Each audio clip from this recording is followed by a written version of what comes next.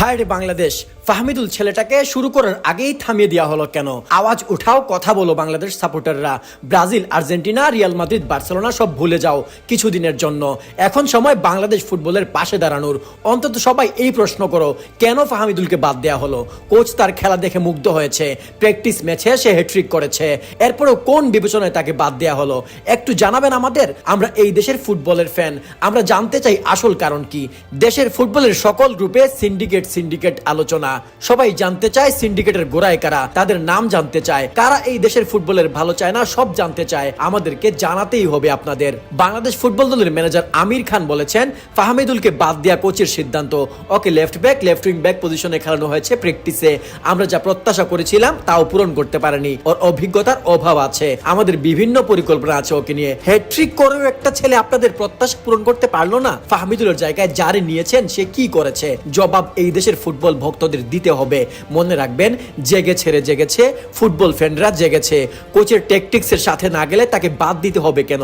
স্বভাবতই এইখানে ফাহমিদুল থেকে বেটার অপশন না থাকার পসিবিলিটি বেশি। তবুও যদি থেকে থাকতো সেক্ষেত্রেও ফাহমিদুলকে বেঞ্চ করে রাখা হতো, কিন্তু কোচ তা করলেন না। ফাহমিদুল মন জয় করতে না পারলে তাকে বেঞ্চ করা হোক, অভিজ্ঞতা এমনিতে আসবে না, দলের সাথে নিয়ে চলতে হবে, সিনিয়রদের সাথে রাখতে হবে, তবেই অভিজ্ঞতা আসবে।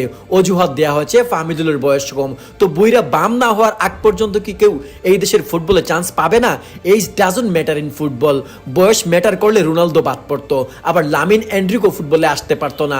তাই এই লেম লজিক বাদ দিতে হবে। 17 বছরের লামিন কুবারসিরা ইউরোপিয়ান ফুটবল মাতাচ্ছে, তাহলে 18 বছরের ফাহমিদুল সব গুণ রেখেও কেন বঞ্চিত? আরেক অজুহাত হলো সে এখনো প্রতিযোগিতামূলক ম্যাচের জন্য নাকি প্রস্তুত না, ও কম্পিটিটিভ লিগ ইতালির সেrie ডিতে খেলেছে।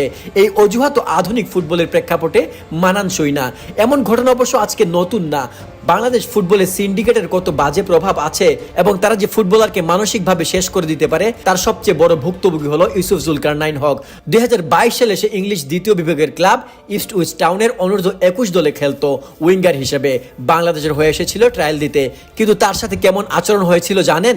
ম্যানিয়াক্স গ্রুপের পোস্ট থেকে জানা যায় মাত্র একটা ম্যাচের সুযোগ দিয়েছিল মাঠে নামার, সেখানেও লোকাল প্লেয়াররা তাকে বল পাস দেনি একবারও।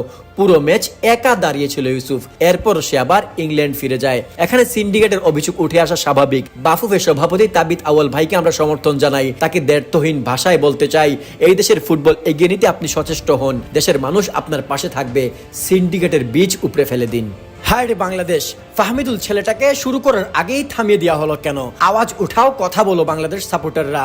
Brazil, Argentina, Real Madrid, Barcelona সব ভুলে যাও কিছুদিনের জন্য।